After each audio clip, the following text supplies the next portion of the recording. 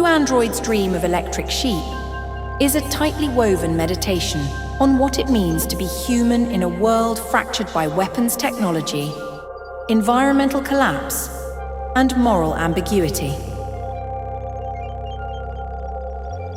The novel follows Rick Deckard, a bounty hunter tasked with retiring a set of Nexus 6 androids, whose intelligence, cunning, and occasional vulnerabilities challenge the boundaries of life and personhood.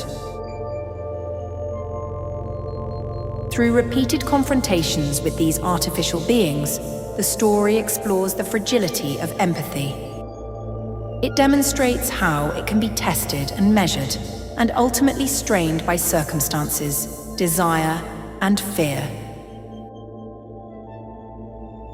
The novel interlaces the experiences of both humans and androids, from J.R. Isidore's resonant loneliness and his so-called new friends, to Rick Deckard's ethical and emotional oscillations as he wrestles with physical attraction, moral hesitation, and the corrosion of his innermost self within the time span that is but a mere 24 hours.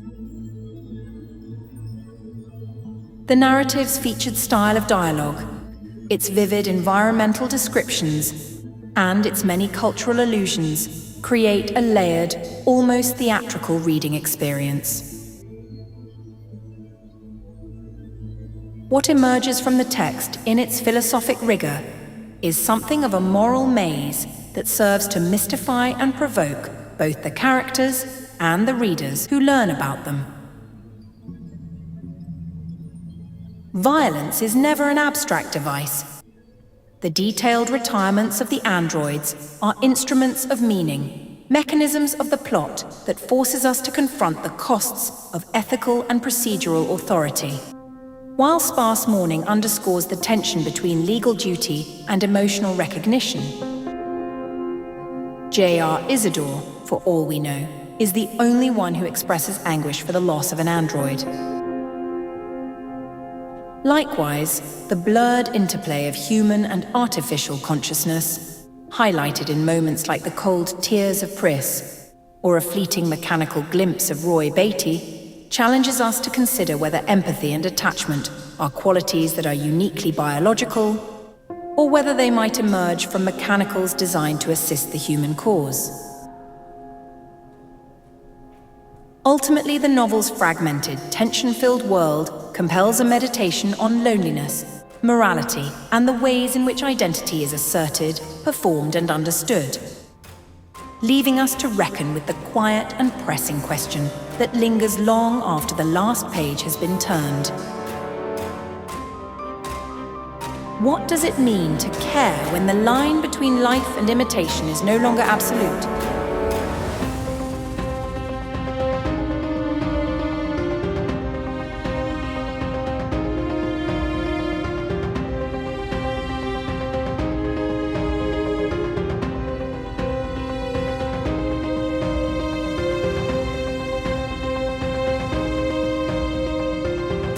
At its core, Do Androids Dream of Electric Sheep is not about androids nor bounty hunters, not even empathy as an abstract virtue.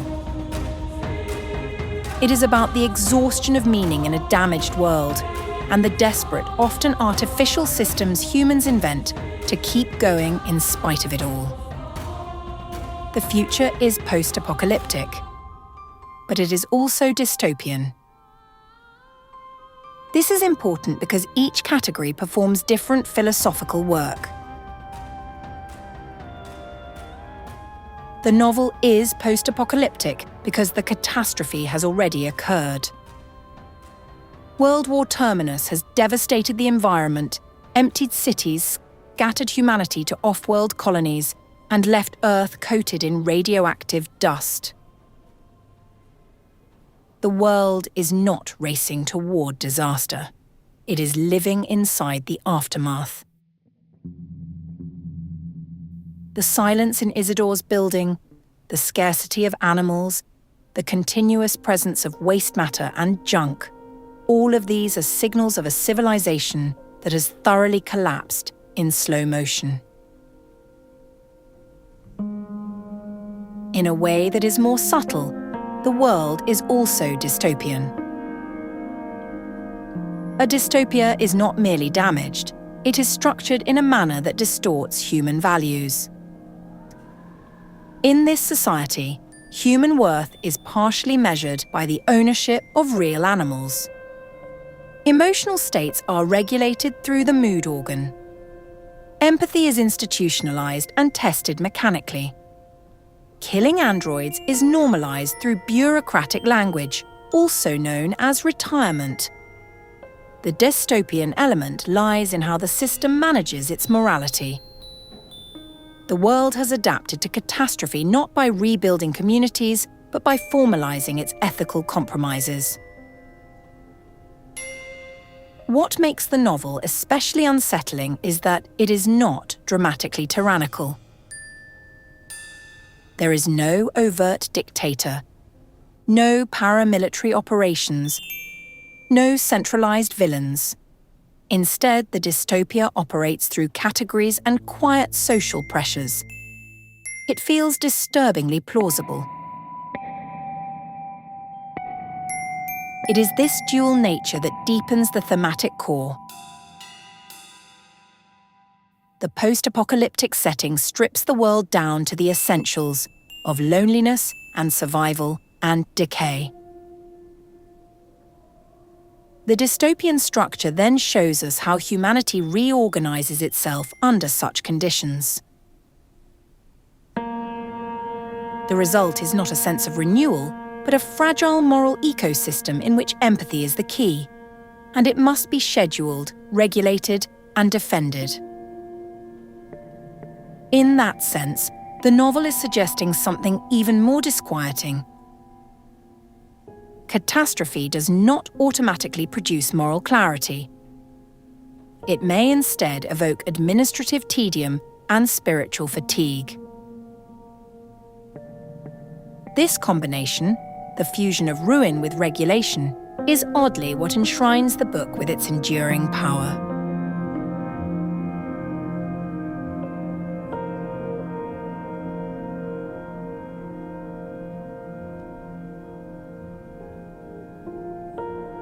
Rather than human versus android, the deeper opposition considers the principles of innate natural meaning versus constructed artificial meaning.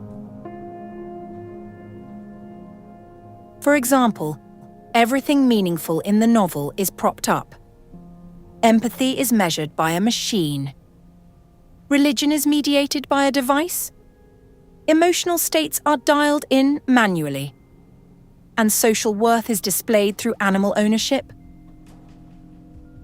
None of these systems are presented as outright frauds, yet neither are they entirely authentic. The narrative keeps them in a grey zone, where they work just barely enough to be functional.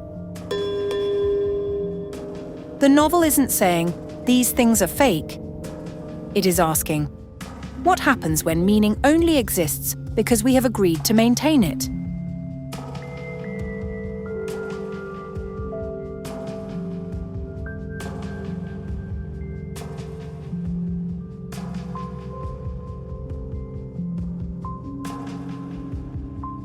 Mercerism. It is the quasi-religious, quasi-technological belief system that structures moral life in Do Android's dream of electric sheep. It fuses institutions of faith and media with shared affect, all through a type of device known as an empathy box. Individuals latch onto these things, and they merge with an old man named Wilbur Mercer. And they merge with one another. And the experience becomes a collective ritual of suffering and perseverance.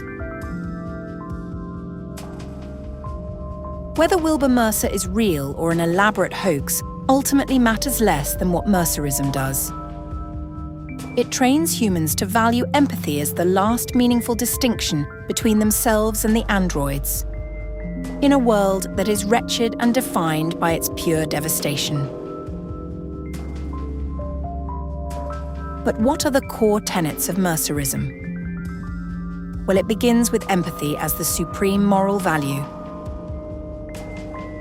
Mercerism asserts that the capacity to feel with others, especially to share pain, is the defining trait of humanity. Moral worth is measured not by belief or doctrine, but by an individual's responsiveness to suffering.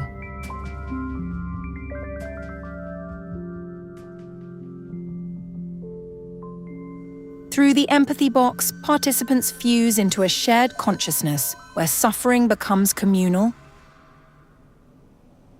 Pain is not redemptive in a traditional sense. It is inescapable, and it must be endured together.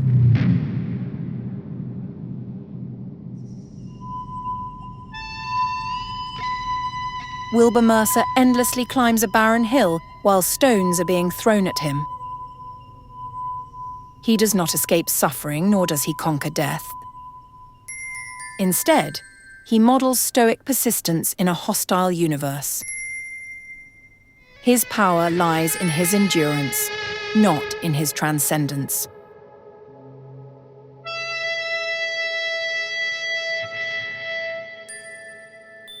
Mercerism collapses the distinction between religion and mass media. The empathy box is both sacrament and screen, suggestive of a modern belief system that is mediated and manufactured, yet it can truly feel emotionally real.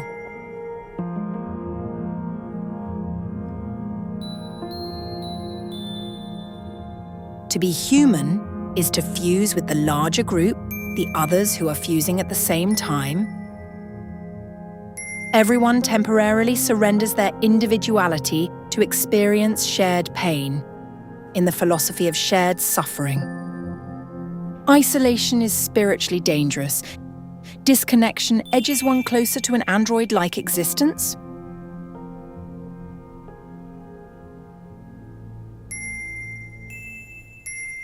Pain is treated as evidence of authenticity. The more that a person suffers during fusion, the more real the experience feels. It tends to mirror the novel's broader subtextual anxieties about simulations, replicas, and artificiality.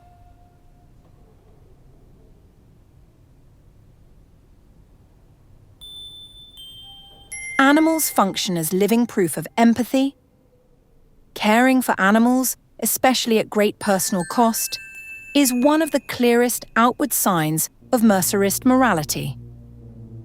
To neglect or to harm an animal is to reveal a deficit of empathy.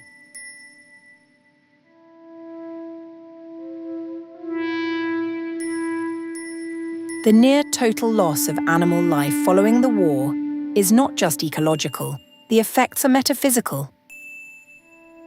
Each extinct species represents a shrinking field for empathetic expression, making true Mercerist ethics harder to sustain.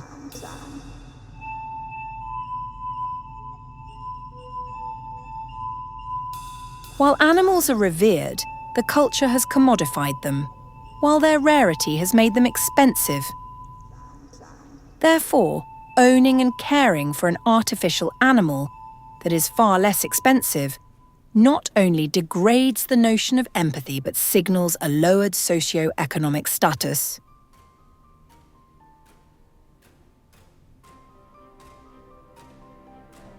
Even after Mercer is exposed as a likely fabrication, Mercerism persists. Its truth lies not in that which is tangible, but in the power of its ethical function. It is humanity's last, imperfect bulwark against emotional numbness in a post-natural world. A world where androids are on the increase and the stars are not even visible anymore.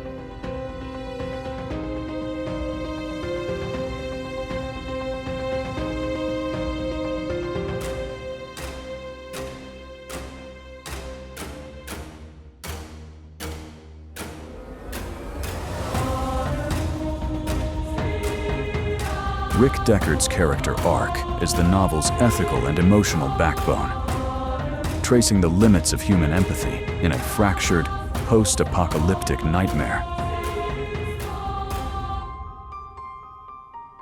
At the outset, Rick is a pragmatic professional, who approaches android retirement as a task to be executed efficiently, relying on the Voight-Kampff test to delineate humans from machine.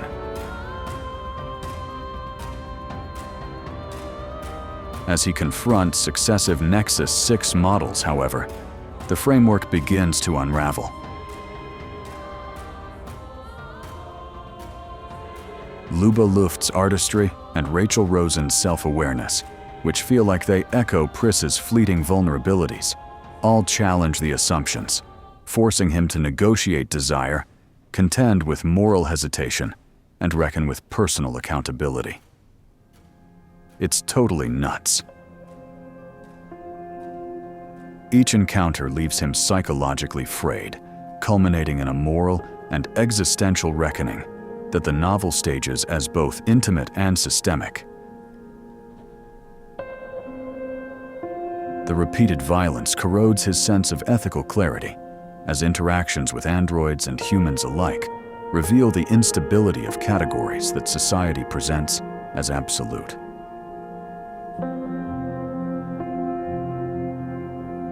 By the end, is Rick no longer a simple executor of the law? He becomes a reflective, morally bruised individual, and he is acutely aware that empathy, in fact, cannot be mechanically measured, that desire and fear intertwine with duty, and that the line between human and machine is porous and often completely unreliable. His arc unites the novel's thematic concerns with mortality, loneliness, moral awareness, and the ambiguous nature of consciousness itself.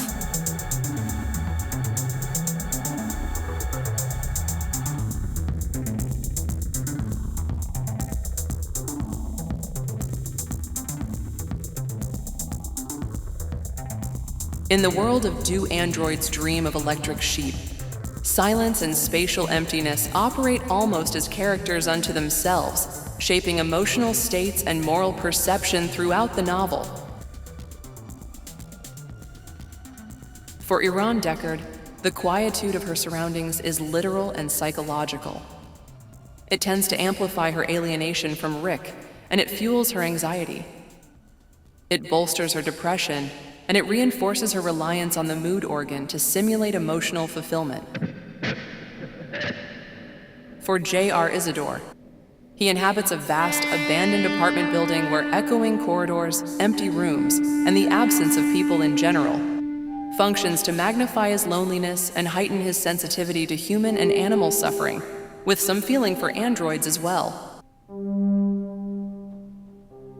It makes him acutely vulnerable to fear and hallucinations, and it additionally serves to make him act like a doormat. Priss experiences the effects of her own accord.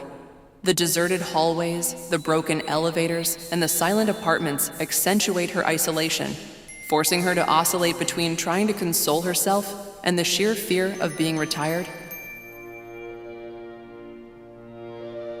In all three cases, the emptiness does narrative work to externalize internal desolation, emphasizing how a post-apocalyptic and bureaucratically managed world can erode mental resilience.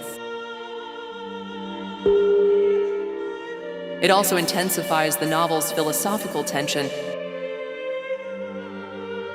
In spaces stripped of social and environmental cues, empathy, identity, and self-awareness are tested.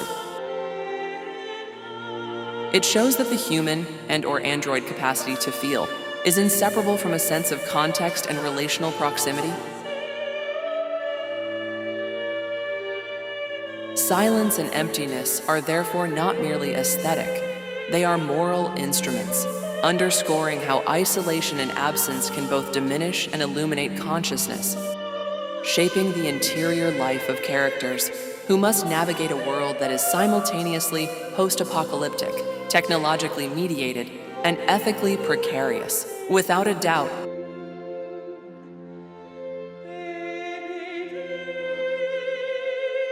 the compressed 24-hour time frame is one of the novel's most subtle but powerful structural choices.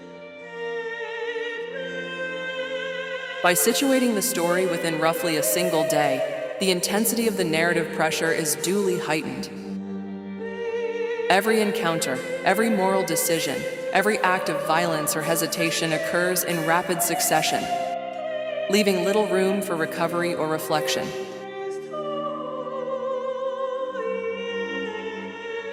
This temporal constriction mirrors the relentless scrutiny of the empathy test and the bureaucratic machinery of android retirement. It reinforces the suggestion that life in this world is urgent and precarious, and most certainly dense with moral questions. The day-long span also magnifies the psychological weight of the isolation, the exhaustion, and the ethical ambiguity for people like Iran, Isidore, and Deckard himself, compressing experiences that might otherwise be diffused over weeks or months. It functions precisely because it amplifies the storytelling tension and its thematic resonance. In just 24 hours, we witness the fragility of human morality, the porous boundaries between human and android, and the relentless march of a ruptured society, creating a sense of immediacy and intimacy that is rare in science fiction. In essence, the novel's temporal tightness turns every moment into a concentrated moral test, underscoring Dick's vision of a world where the structures of survival, empathy, and selfhood are simultaneously under siege.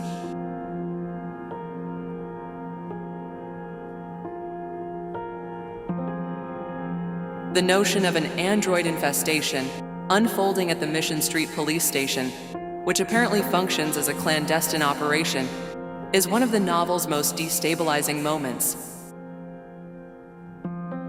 This is because it collapses the assumed boundary between authority and infiltration. Up to that point, androids have been framed as fugitives hiding within human society. The existence of an entire functioning station staffed by them suggests not mere escape, but structural penetration. It implies that the apparatus designed to detect and retire androids can itself be replicated and mimicked, and even weaponized.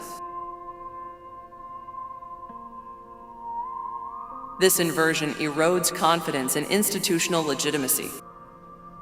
If a police station can be fabricated convincingly enough to deceive a bounty hunter, then the distinction between the real and the artificial authority becomes undeniably uncertain, and that's like a gut punch.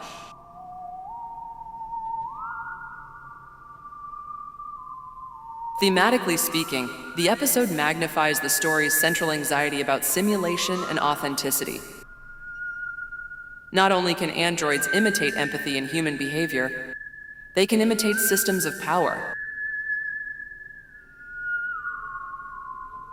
The threat is no longer just individual androids passing as human, but the possibility that reality itself, bureaucratic, social, even epistemological, can be counterfeited. In a world that is already marked by emptiness and moral fatigue, the secret police station represents the ultimate extension of instability. This is a society where even the guardians of law and order may be indistinguishable from the entities they are sworn to eliminate.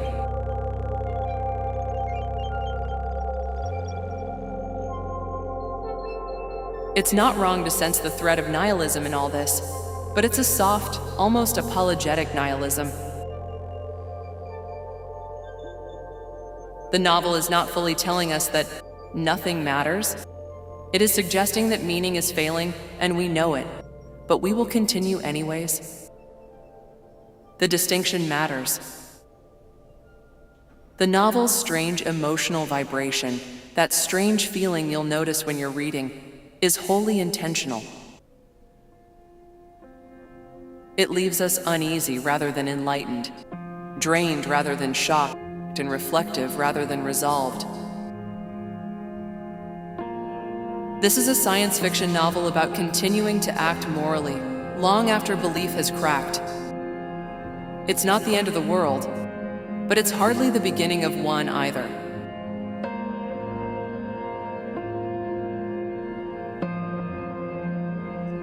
It's important to distinguish the difference between the true-to-life humanoids of our modern age and the androids of the novel.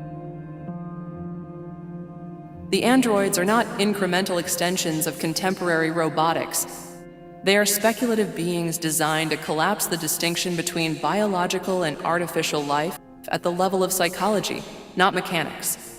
The novel is less concerned with plausible engineering and more concerned with ethical vertigo. A real-world humanoid robot, even one built by a cutting-edge robotics firm, remains an engineered system whose intelligence is task-bound, sensor-driven, and physically fragile. When it falls and breaks, the illusion of personhood evaporates because its interiority was never the point. Its mind has been distributed across code, hardware, and probabilistic modeling. By contrast, the androids are narratively constructed to be metaphysical provocations. They possess memory structures, self-preservation drives, conversational nuance, and strategic deception mechanisms that rival or exceed human capacities. Their fragility is not mechanical, it is ontological. They fail not because a servo has snapped, but because empathy has not arisen spontaneously within them. The novel is not predicting robotic development. It is interrogating what would happen if something could pass every external human test except the one tied to moral feeling. Comparing them too directly with current AI systems flattens the narrative project. Today's machines operate through statistical learning, optimization, and pattern extraction. The androids operate as philosophical mirrors. They are less about technological plausibility and more about forcing humans like Rick Deckard to confront the uncomfortable possibility that logic, fluency, and survival intelligence might be indistinguishable from humanity until the subject reaches the question of empathy.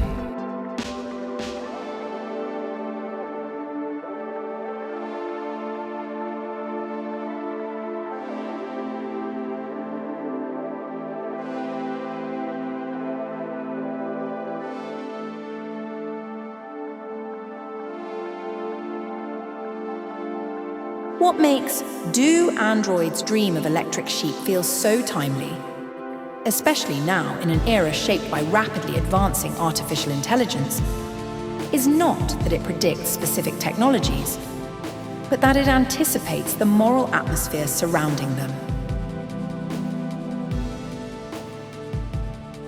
The novel does not sensationalize machines. It situates them inside a damaged world that is already suffering from spiritual erosion. The androids are not flashy marvels, they're unsettling mirrors to the human condition. They think, they strategize, they desire survival, and they even simulate affection.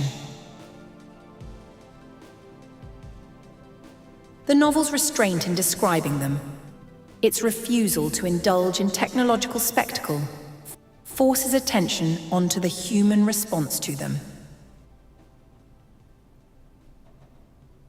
The true drama is not in the question, can machines think? It's in the more troubling question, what happens to us when they do? The story's nuance lies in refusing simple answers. The Voigt-Kampff test measures empathy, yet empathy itself becomes unstable. It can be institutional, performative, withheld, or painfully genuine. Deckard performs empathy as a professional obligation. Mercerism ritualizes it as a shared suffering. The androids imitate it in order to survive, and Isidore experiences it without protection, absorbing anguish almost sacramentally. In this way, the novel widens its lens beyond technology and asks whether empathy is an innate trait, a social construct, or at its most fundamental level, a fragile choice. The novel's prophetic quality emerges from out of the atmosphere. It imagines a future in which technological progress has not healed loneliness, environmental collapse, nor economic stratification. Instead, it has intensified them. Artificial beings enter a world that is already morally uncertain. That is why the book feels so urgent. It recognizes that the problem of thinking machines cannot be separated from the problem of humans who struggle to care. The android question becomes a diagnostic tool, revealing the brittleness of a society that assigns value that is largely perfunctory.